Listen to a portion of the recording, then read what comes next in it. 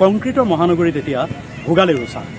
বিভিন্ন সময়ত বহু লোকে কোৱা শুনা যায় বা দেখা যায় যে গাঁৱৰ তুলনাত যান্ত্ৰিকতাৰে ভৰা নগৰ বা মহানগৰসমূহত বিহু আদি উৎসৱ পাৰ্বণৰ পৰিসৰ যথেষ্ট কম।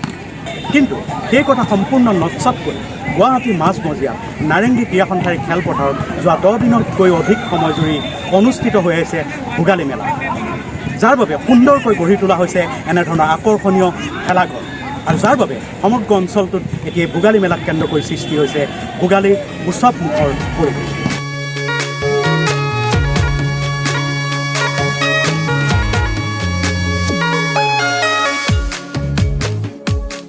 হয়, যান্ত্ৰিকতাৰে ভৰা মহানগৰীত এতিয়া ভোগালীৰ পাৰ ভঙা উৎসাহ। মহানগৰীৰ চৌদিশে এতিয়া ভোগালীৰ উৎসৱমুখৰ পৰিৱেশ। একেদৰে মহানগৰীৰ নাৰেংগীৰ ক্ৰীড়া সন্থাৰ খেলপথাৰত পাথৰকুঁৱাৰীৰ ৰাইজে অনুষ্ঠিত কৰিছে ভোগালী মেলা।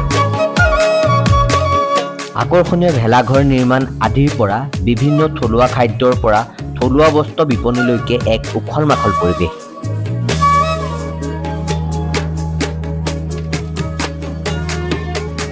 আনহাতে থলুৱা খাদ্য বিপণীসমূহত দেখা গ'ল গ্ৰাহক ৰাইজৰ অফুৰন্ত সঁহাৰি।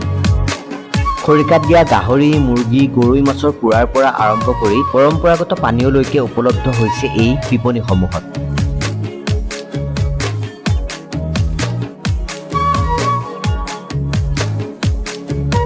এনেদৰে মহানগৰীৰ মাজমজিয়াত ভোগালীৰ উখল মাখল পৰিৱেশ।